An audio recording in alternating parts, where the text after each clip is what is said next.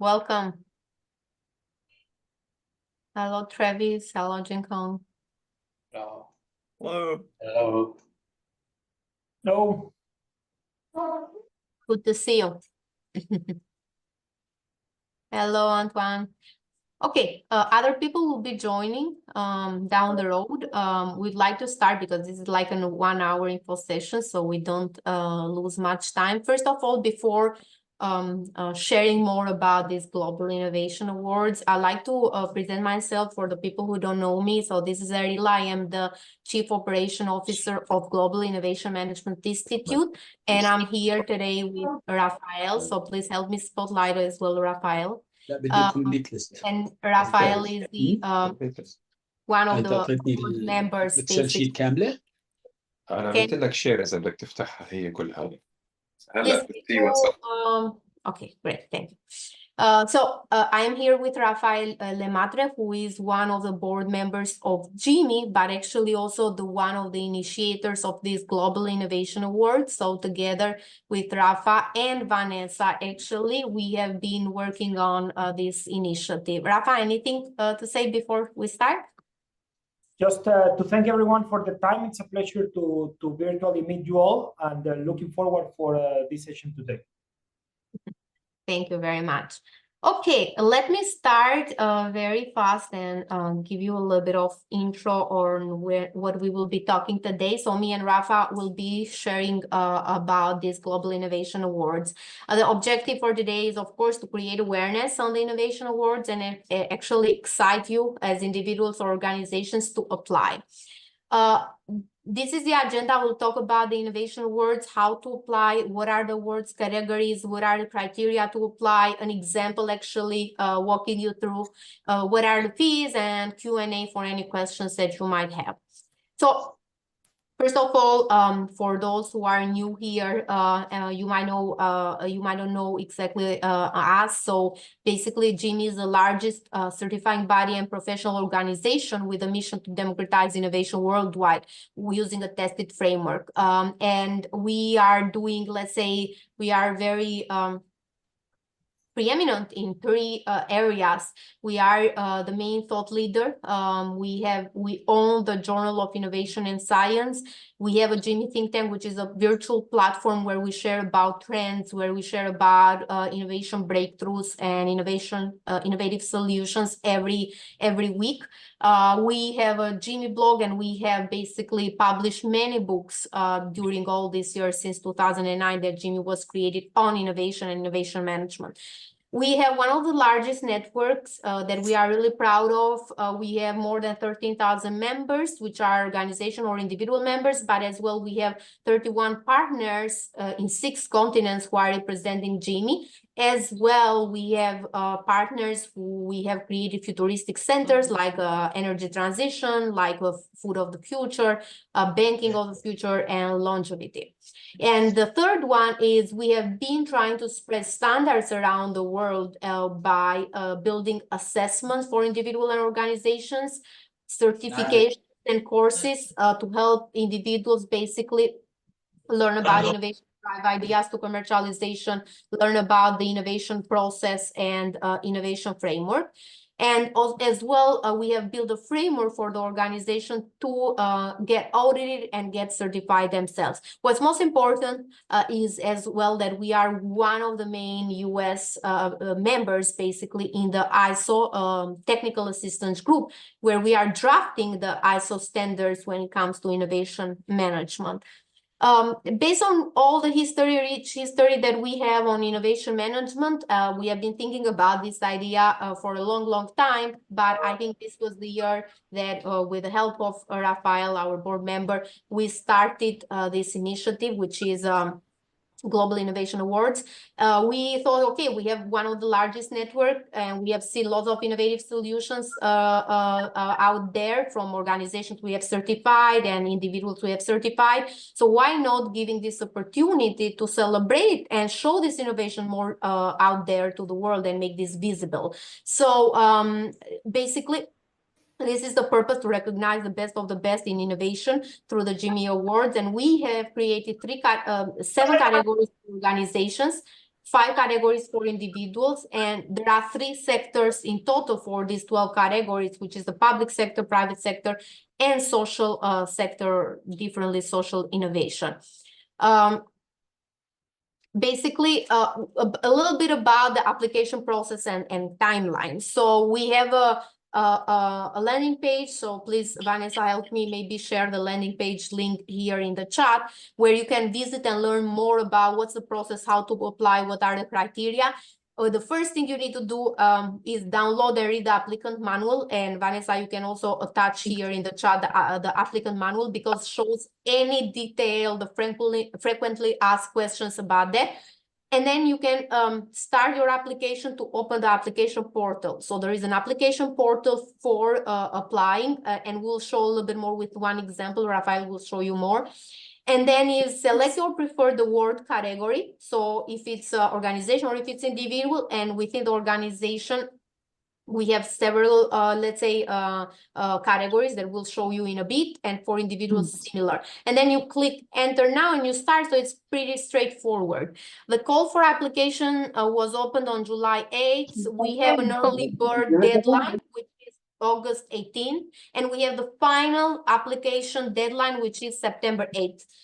September 29th, we'll have application review and shortlisting. September 30th, finalist communication, and between October 17th to 24th will be virtual pitches to the jury. And then we have an award, basically ceremony in Barcelona during the Smart City Expo.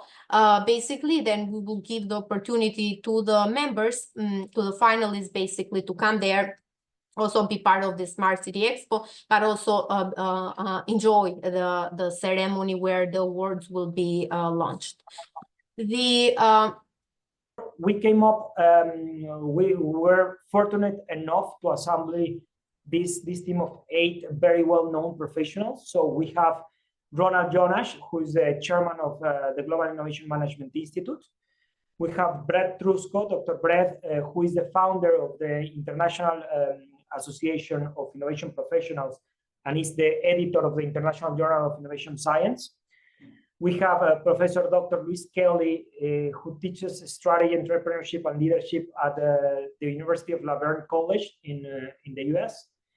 We have Stefan Gackstatter, based in Germany. He's one of the partners at Roland Berger, leading the innovation practice there. We have Ao Kong from the United Nations. She's leading the private sector partnerships. Then we have Her Excellency Nell Leosk. She's the ambassador for digital affairs from the Ministry of Foreign Affairs of Estonia. You know, Estonia is very advanced on digital transformation and digital government, and she's the representative of it. So we are very honored to have her on the panel. We have Dr. Robert Walcott from Columbia University Press, and it's the author of the book Proximity. And finally, we have Harlan Bennett from the ISO committee, is the US Vice Chair and the committee member of this. So as you can see, we are covering a well range of practitioners here, and the idea was to have the social perspective covered. So we have people like Hong Kong or Nell that are covering more social perspective, government perspective, to have the private sector expertise that are people like Ronald and Brett or Stefan bringing to the picture, and also have the academic perspective that people like Luis, Robert, or Harlan brings. So in between, the entire panel, we believe is quite balanced.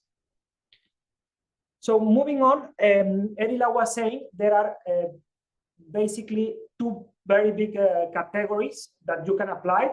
You can apply to both categories, but basically the first definition is in between the organizational level and the individual level.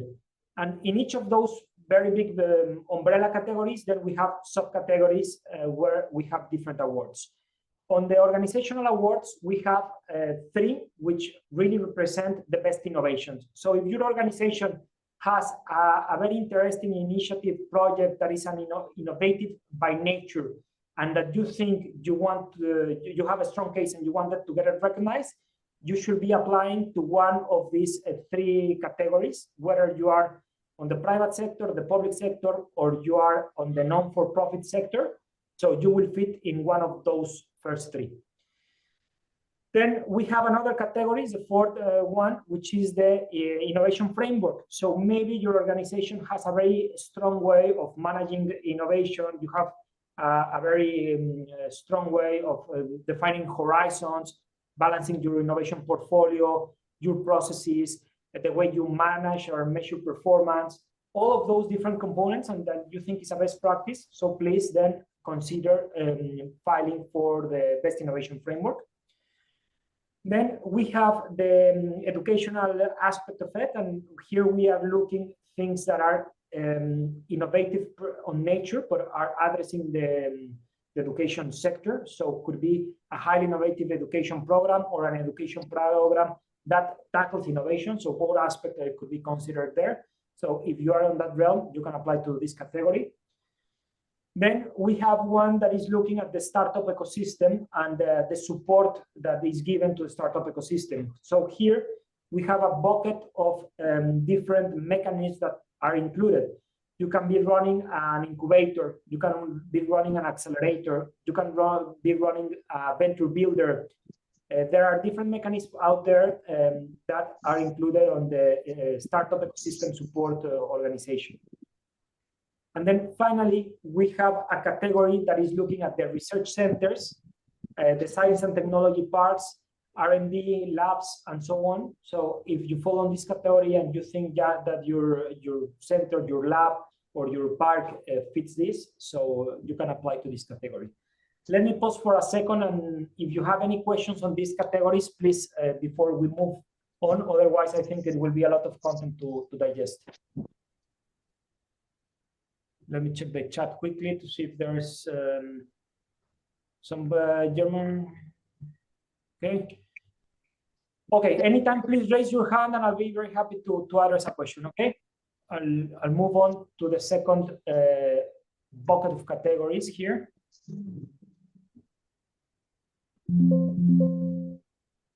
Okay, no, just before moving to the individuals, let me just cover quickly without going into too much details. But basically, there's a scoring criteria. All these details are in the application manual. But what is important is to talk about these 4 criteria at the very high level. So we are looking first and foremost for impact. So your innovations, this is very important, need to be implemented.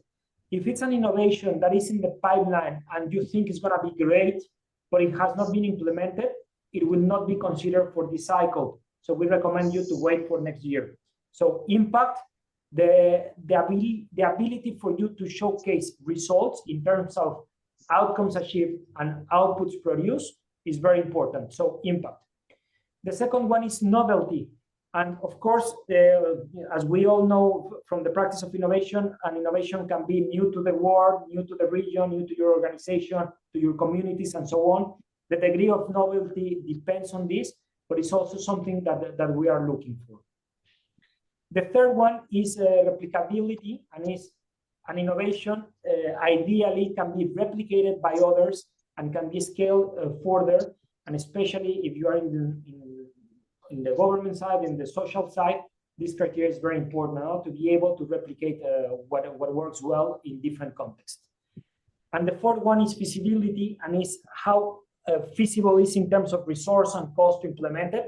It could be a great innovation, a great impact, but if it's cost prohibitive, or if it's super complex, involves a lot of stakeholders, a lot of complexities on its implementation, then the feasibility gets there penalized. So here we're putting an example, which is for the best innovation in private sector. As you can see, we have a balance between impact and novelty, and between replicability and feasibility. These criteria start changing. I won't go one by one, just to highlight, but for example, in public sector, we are looking higher, we're giving higher to the social impact, the impact to your beneficiaries, to your citizens, constituents, and so on. If we are looking at the social innovation, even higher is the terms of social impact, and things like novelty, novelty decrease, because we are more interested on looking at your impact rather than... Excuse me? No, go ahead, Rafa. It was just a mic open. Okay, a mic open. Good.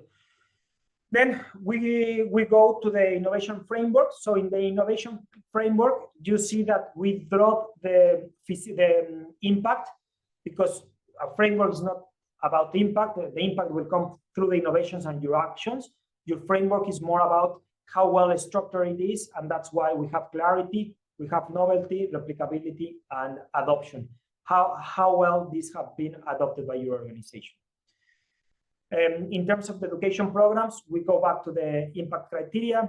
In terms of the best startup ecosystem support, here's slightly different. As you can see, we are looking equally to the quality of support and resources. The idea of an incubator or an accelerator is how well you are supporting your startups, your entrepreneurs, what type of things you are giving. So we are putting a lot of emphasis on it. And of course, on things like how you are creating an ecosystem of partners that engage with your organization, how well you are building the community, and so on. And in similar note, it's practically the same when it comes to science and technology tech parts. The difference is that here we are looking at joint initiatives, could be joint research, could be joint initiatives, could you join the paper publications, experimentation, and so on. So as you can see, before we move to the individuals, our organizational award category and the 7 subcategories are quite comprehensive and fit a wide range of innovations. And the good thing is you can apply to 1, 2, 3, or many as you want. You could have, for example, a science and technology park that you want to apply to it, but also you have an initiative that is innovative that you want to apply to the best innovation on private sector. And also maybe you have an incubator or an accelerator there on your park supporting startups, and as well you want to apply for it. So it gives you a rich mechanism for you to compete and have more chances. Then we go, again, any questions, please let me check quickly the chat if there's something there. Okay, are all awards only for organizations? Prashant, no, we'll go present now these innovations. It would be great if you share the recording, yes. Okay, so Massimo, there's a question from Massimo Andriolo here. Basically, it talks about implementation. So yes, there's...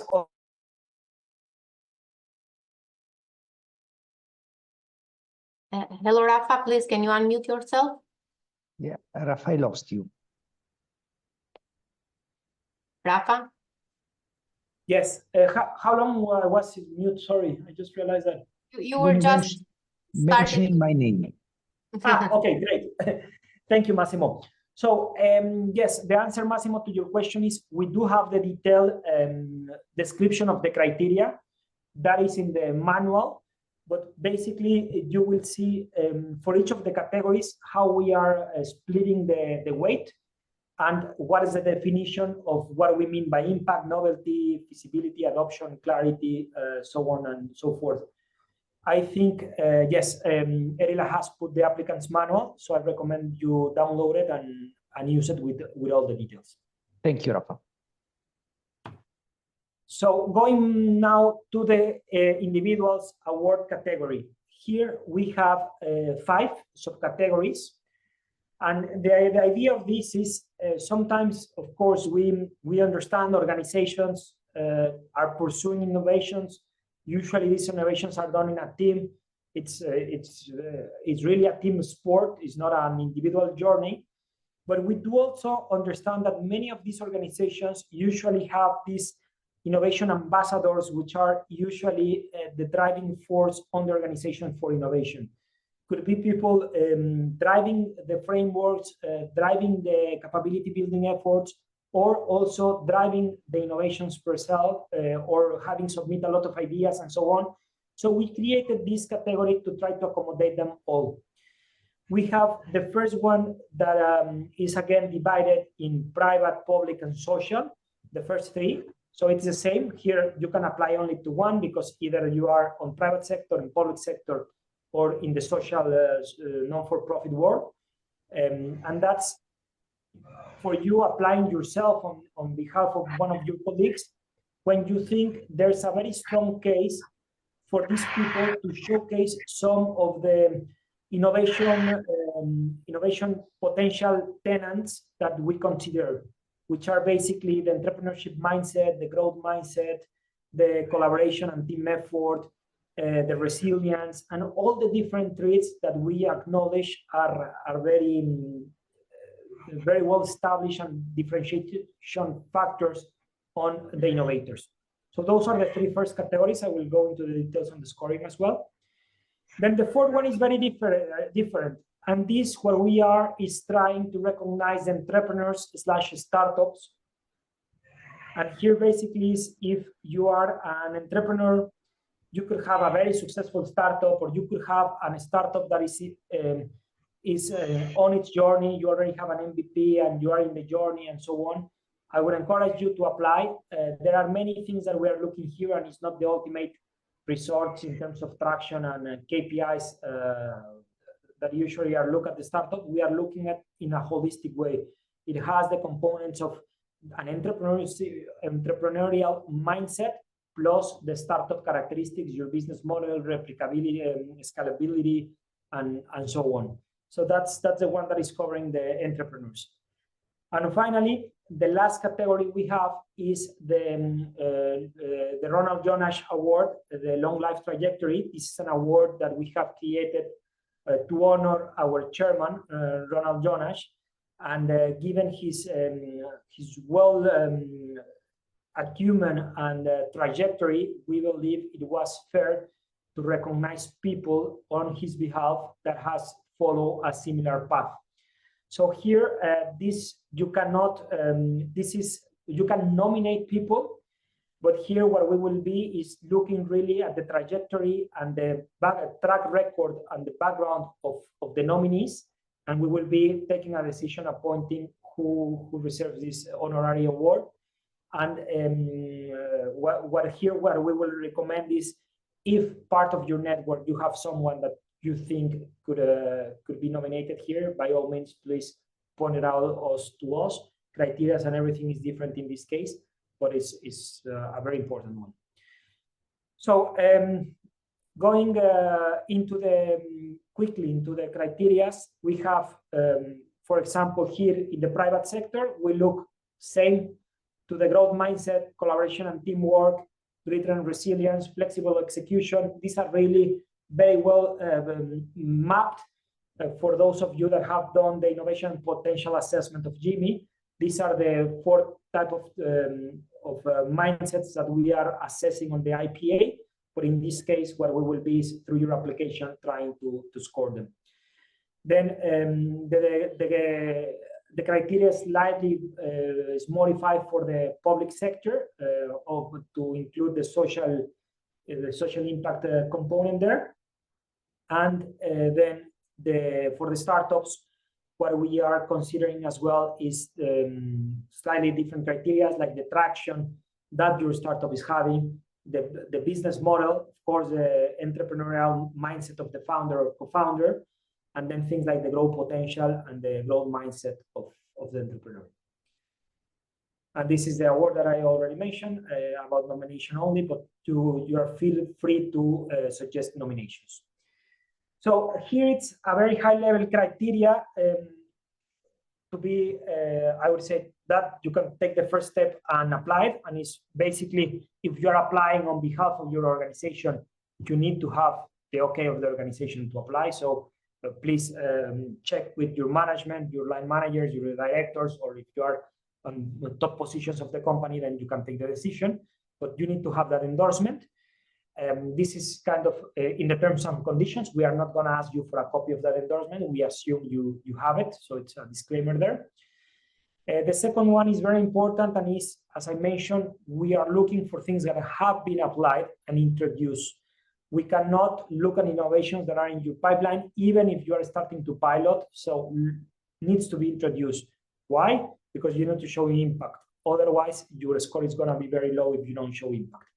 So that's the second one. And then there are the more procedural aspects, like, for example, when you need to complete your submission. This is the deadline is September the 8th. So we are less than 1.5 months to go. So we encourage you all to go through the application. It's not very lengthy, but we do require information. Then if you are shortlisted and you are one of the runner-ups, we'll ask you to do a 15 minutes online pitch session to our judges in October. The exact dates will be in coordination with all the finalists and the jury members. And then finally, if you are selected for the first, second, or third place, we will ask you to attend the award ceremony in Barcelona. If for any given reasons you cannot really attend, then we'll have to discuss case by case, but is in principle is expected you attend.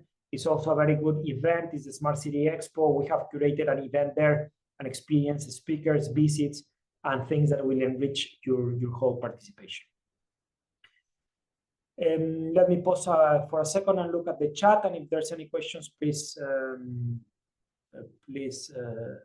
let me know. Okay, Lamia, regarding your question, yes, you can apply for as many categories as you fit. Okay, there's a copy. Okay, good. Then this is just, there's a lot of information and there's many categories as you saw, so we will not go into it. The manual has all the details, but just to tell you that you need to allocate some time to apply for this. Think that what you are doing is you are presenting your innovation or yourself as a pitch to the jury that you are building your own case. So as much details as you provide, as much as additional information you give us, as much as the jury will have enough elements to score you highly. Even if your innovation is very good and you have done a lot of success, but if you are not able to convey that message to a jury, do not assume that the jury is going to do and go into internet and look for your innovation, because that most likely will not be the case. They will be assessing your application with whatever your information you submitted. So for example, we have different sections. You have a section that asks for an overview of your innovation.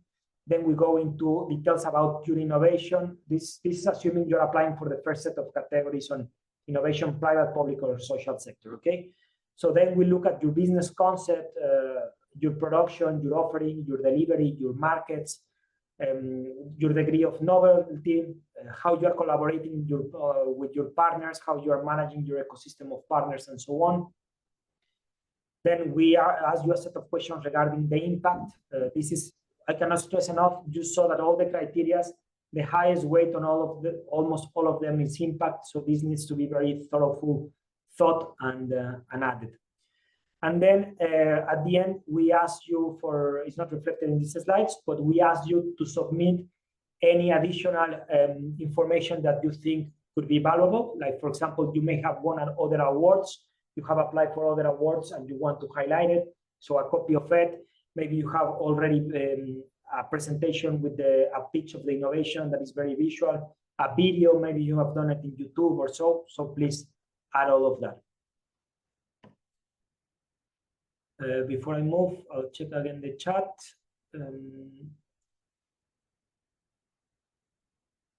Yes, Vincent, there's a system, a software-based application where you have all the details, and the manual has the explanation of the details. And of course, we're always an email or a WhatsApp away, and we can give you details. The deadline is September. Thank you, Rafa. You're welcome. Yona, the Innovation Research. So Yona, on the innovation overview, exactly as Ayla says, high-level summary, highlighting the components is kind of your executive summary, and then on the other detail, then go into more details there. Just asking because when we were doing the draft for the application, we saw that for the innovation impact overview, there is like this 5,000 characters or words limit, which is like kind of long. So this is why, like, for us, it was feeling kind of hard to make only the summary and only the highlights when the limit is so big. So this is why I'm asking if it should be like fully highlights and then we go into details in the following questions, or not. No, don't be. I think the 5,000 idea of the 5,000 is a very good question indeed. The idea of the 5,000 is for people that really have already a good executive summary to allow them to use it. And then the details could be shorter. Now, it could be the other way around. You could have a shorter executive summary, don't be obliged by the 5,000 characters. And what you do is you use the 1,000 characters on the details to go through each of the components. Either way is good. Don't worry that one will score more than the other. What is important is that you convey the message in either the first with a strong executive summary or a shorter executive summary and a stronger details, if that makes sense. Perfect. Thank you so much. You're welcome. And since we're still talking, if I can, before we go Yes, to the please. words and stuff Yeah. like that, into the novelty and in the impact, how technical should we go? Like, should we be more like an overview, or in the details part, can we go like as technical as is going? So in the impact, I will encourage you to do two things because it's perhaps the most important if you see the weights category. So try to detail it as much as possible, and technically wise, go ahead if you have outcome KPIs that you have achieved, the impact assessments or things that are hard data there to put. You know, like for example. Sorry, Iona, are you on private sector, public sector, just to frame my example? Or We will be social? on the private sector. On the private sector. So Yep. in the private sector, then try to, okay, this innovation, link it to, of course, usually the two top indicators, no? It has increased revenues, it has decreased cost, it has enhanced the bottom line. Those are the classic ones. But also you can, if you have other analysis on the financial side, shareholder value and so on, return over investments, and so feel free to put the hard numbers there. And if it's maybe more on the HR side, on the internal side, people that has been impacted, trained, capabilities, gaps, bridged, and so on. So on long story short, on the impact side, try to be as much detailed with data as possible. And then if you have some things that do not fit there, but you believe makes your case stronger, put it on the last, on this field that we have for additional information that you can upload and put it there. So that's regarding the impact. And in the novelty, I think the case of novelty does not require as much as details on the impact, to be honest. I think you can frame your case on whether you consider this is unique to the world. If so, why? And that for us more or less is easy because we understand well the market, then we can, or the jury members, not us, the jury members will be able to say, okay, yes, this is really novel to the world, or it's more novel to the region, or it's more novel to the organization.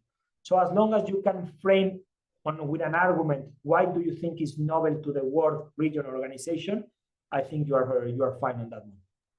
Perfect. Thank you. And one last question, sorry for everybody for taking over. Please. In terms of numbers, you mentioned before that we can put some numbers on the impact and everything else. So should those numbers go only in the, I mean, it's better to put them in the overview or then to attach the decks that support the numbers, or both? Oh, no, what I would say is not on the impact field, put it there. For example, here you have described the results, outcomes, and impacts of the innovation. Okay, yeah. Numbers. And if you want, for example, imagine that you have an impact report, that you did an impact report or an assessment report, and you want to attach it, then attach that one. If you don't have it, it's fine. Just here you have 7,000 characters, so here you really can go into the details on the impact. Perfect, thanks. That was all. Thank you so much. And Iona, I think it's very important to make sure that, because sometimes we tend to say, okay, this thing has this impact, no? We increase revenue by 20%. Try as much as possible thinking a jury that's going to challenge this and say, okay, why is this connection between this innovation and this revenue? So if you can kind of put that line of sight saying this innovation meant happier customers meant less, I don't know, making this up, less people waiting on queues, and this meant more people that was served by our customer offices, meant more additional revenue per. Kind of the theory of change, if you allow me, or the chain of results that drive your ultimate outcome. Because if you just said, this innovation increase revenues and decrease costs, I think that the jury will say, okay, in what grounds, what is the connection between this project and this revenue, no? Makes sense, makes sense. Thank you so much. You're welcome. Okay, then I think Erila touched upon this. I want to stress it enough because in our thinking when we were designing the awards, we thought that this is a very interesting aspect of the value proposition, and is using this not only to go to stage to be recognized for the winners, but also the runner-ups, but also to be around like-minded individuals to discuss about innovation, to hear speakers, and to attend the Smart City Expo World Congress, which is one of the most important congress on the smart city sector, which is it's quite adjacent to many of the categories that we have and to innovation on it. It's taking place in November 6 and 7, and there will be an agenda created for this.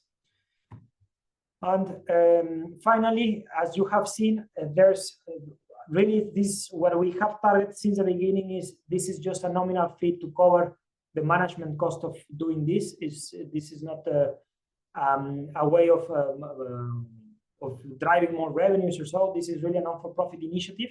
So what we have done is a very nominal fee for per entry. So what we do is we have for your first category, there's a fee, which goes, if you're an organization and you have an early bird, you pay $500. If you are NGO, non-for-profit, you have 50% discount. And then that's for your first category. And then every category, imagine that you apply to 2, 3, you have $100 per category. So that goes to $600 or $700 if you're applying to 3 categories. This is the cost that really helps just to facilitate the logistics, the software, and so on.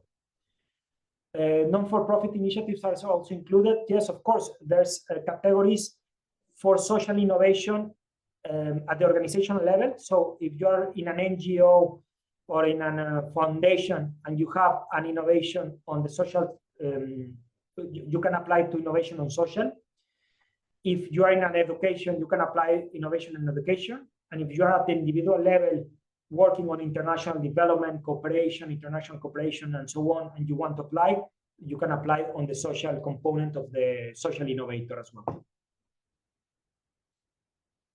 So let me stop here to take more Q&As. Erila, if you want to join me, Yeah. we can take the rest of the Q&As.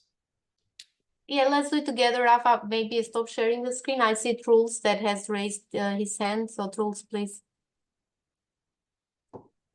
Yeah, thanks, Rafa. Great presentation, and I think it's it's a good initiative. So I just like to say that we have done a similar thing for the last 10 years in Norway, and the probably biggest benefit has been increased press. So one of the things to keep in mind is that even though they might not win, or everybody cannot win, but the fact that they have been nominated by us, either in Norway or from all the other countries, the fact that they are nominated should itself be a press release, and because of that, it will be some great coverage. So we have seen the increase in that for every year, and I know the last year we even had it on the front page of this magazine, and that's one of the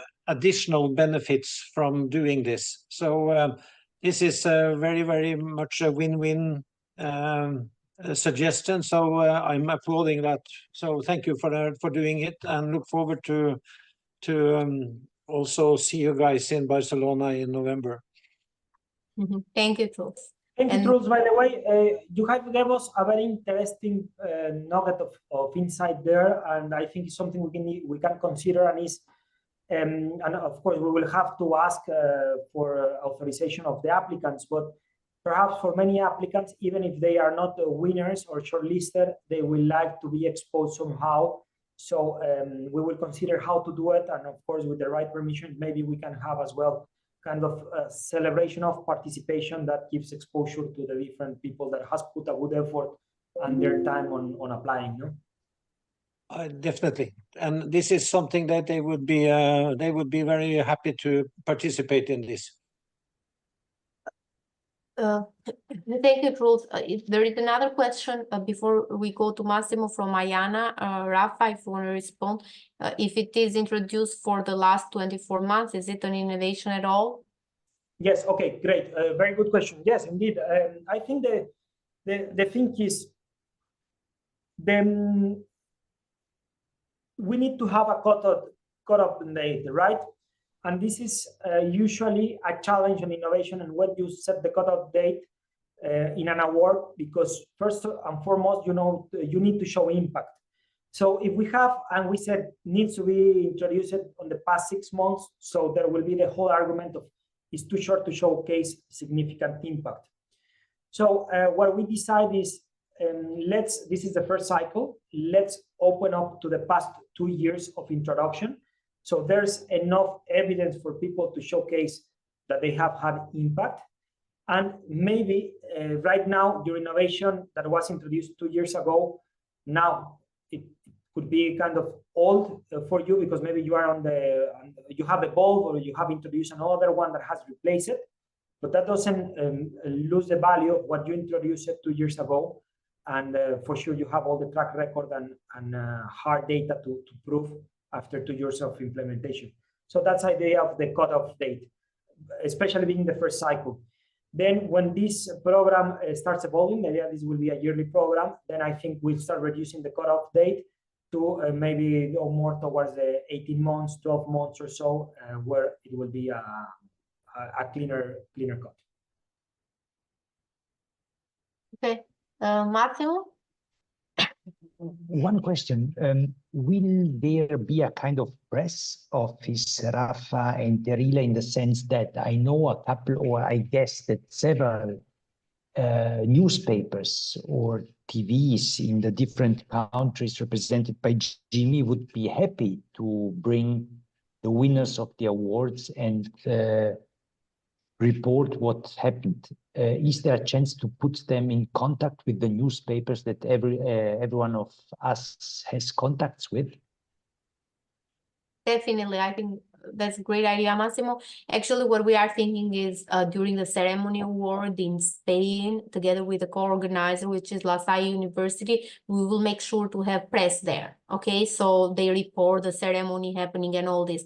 But definitely about the winners, let's say if they are from Italy or Middle East or I don't know, Norway, I think we will rely, of course, in our partners in particular, and they are well connected to expose and to give more exposure to the winners, or not only to the winners, probably to the finalists, right? Who made it there. So definitely. Massimo, you are on mute.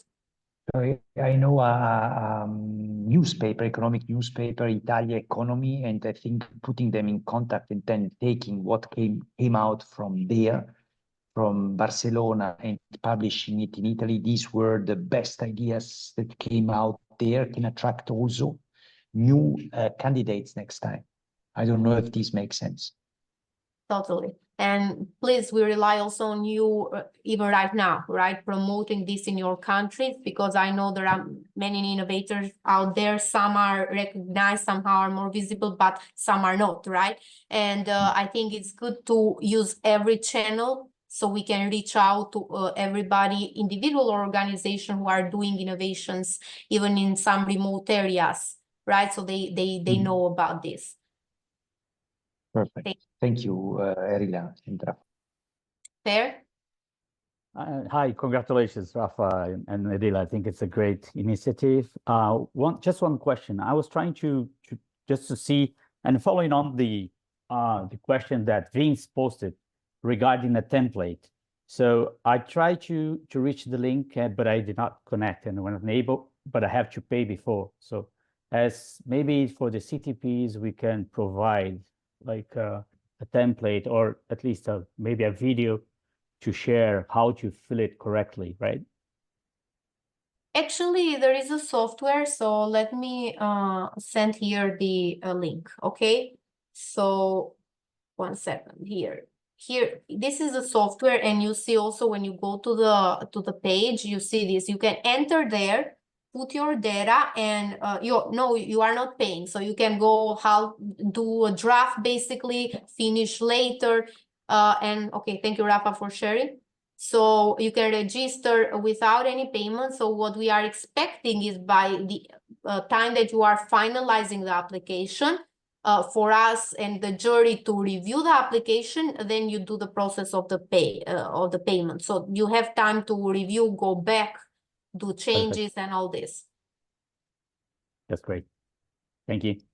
If I can highlight something, because we have seen a few applicants so far that I think have had a little bit of confusion on this part. And you need to register yourself. You will hear it's very intuitive, the software, you register and so on. But you need to apply here to the categories. You don't need to do multiple. If you're applying to 5, you just select them. It's like shopping cart, and you enter, right? You don't need to do one registration per category. So because we have had people that has registered with their work email, with their personal email, and so on, because they want to apply to multiple categories. So you can register with one email, one username to all categories you want. And what I think is very interesting or important is if for any given reason you struggle on this, just throw us an email and we can go into the back end of the software and help you to just consolidate your application. Don't worry about start creating multiple users with multiple emails, because I think that's a barrier for the applicant. That's great. I just ask because, for example, we do the ranking here in Brazil, and in the ranking, when they have this the case, they're able to put videos and sometimes pictures or images. So I don't know if we do have this. On the application, you mean, Fernando? Correct. Yes. You can upload on the application. Once you go into the system and you see the fields that we were talking about, the last field is a field that is open to any type of file. So you can upload a PDF, a PPT, a link to YouTube, a video. There's the typical restrictions of size. I think is 12 megabytes per file, which is enough. And yeah, and you can include whatever you want there, multiple of those. Excellent. Thank you, Rafa. And also, just to make sure, emphasizing something about the proofs, pretty much what we're talking right now with Fernando, is there is a section in the end where we are saying, please put any video pitch that you might have about your innovation, any testimonial that you might have from your different stakeholders, customers, declarations, endorsement from board, and all this. I think this is important, and in particular for the jury, because in your eyes, it might look like innovation, but we know very much that if you had any previous prizes or endorsement by the shareholders or from the customers and others, or any media coverage, any other thing, any proof which shows the impact, then basically this is the jury members, basically, that is a real innovation. So it's important, the proof, not to forget or not to skip it. I think it's the most important part of the application, beside elaborating each phase of it. Any other questions or comments that you want to share with us? We still have another 10 minutes.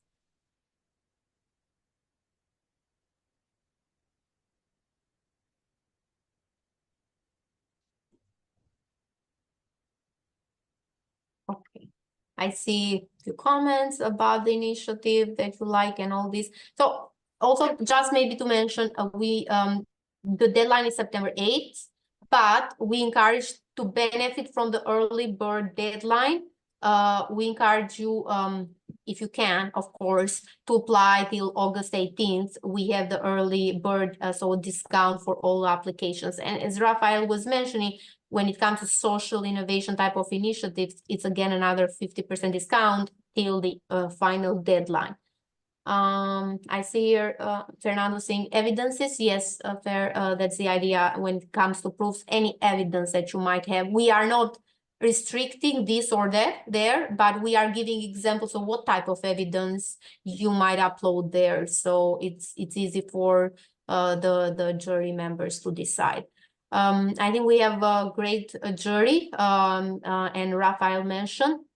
in the sense that we have people from the university, we have people from writing books and talking about very innovative concepts, we have people from the ISO, we have people from the practice coming from extensive experience working with 500 Fortune companies. And I think, so we have from the social sector, from United Nations, so people who have seen many things. So taking into consideration that we have different categories for social innovation, science parks, education, and all this.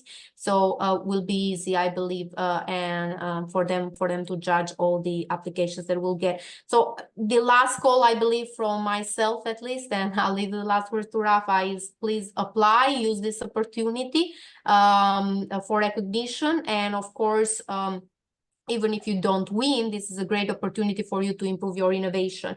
I see another question. Does public sector include state-owned enterprises? Yeah, basically. So definitely, it might be a local from the local government, might be from basically central government, might be a public-owned organization. For example, I don't know, Norway is the postal service, let's say, and all this. So yes, that it counts as a public sector.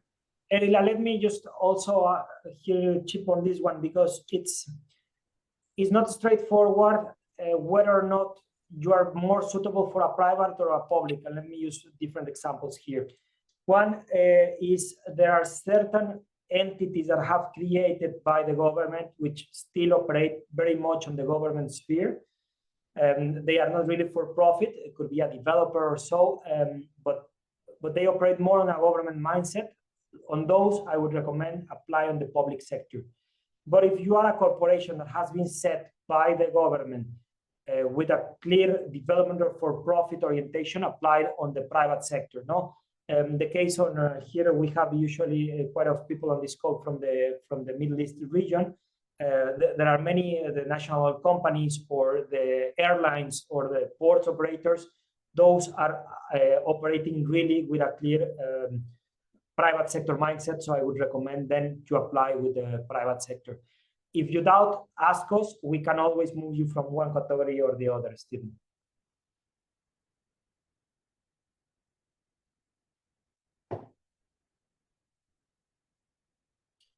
Any other questions? No, as we see here, no. Okay, so thank you everyone for your time and participation, and we really look forward to your applications, and wishing you all the best. Thank you, everyone. We'll share the recording and presentation with all of you. Thank you very much, and we hope to see your application soon. Bye.